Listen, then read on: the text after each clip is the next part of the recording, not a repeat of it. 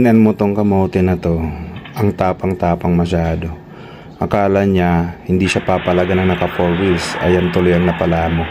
Mga karabas, number 1 na wag mong gagawin kapag kayo ay nasa kalsada, nag-drive kayo, tapos meron kayo nakagitgitan or nakainitan. Wag kang magpo-provoke. Hindi mo alam kung anong nasa isip ng kaalitan mo. Wag kang gagawa ng mga bagay na alam mong baka balikan ka or gantihan ka. Tingnan mo yung nangyari dun sa kamote rider na yun. Siguro nagkagitgitan sila or nagkainitan. Ang ginawa niya, yung kotse yung ginantihan niya, sinira niya sa mirror.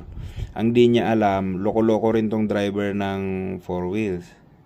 Siyempre, iinit ulo nyo, no? Bakit mo sisirain yung kotse ko? Ayun.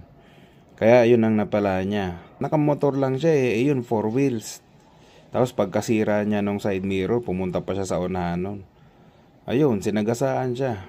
Pwede niya maireklamo yun. Kaso nga lang, huli na ang lahat. Kasi, nadisgrasya ka na.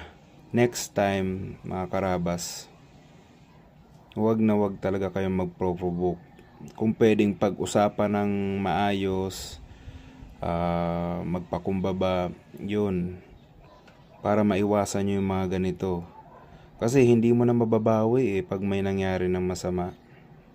Wala na, huli na ang lahat. Pag may nangyaring masama sa inyo, wala na. Kaya ingat-ingat tayo sa kalsada, mga karabas. Lamig-lamig lang, chill lang. Huwag tayong masyado magpapadala sa init ng ulo natin. Friendly reminder lang, mga karabas. Ingat po tayo lagi. God bless po sa ating lahat.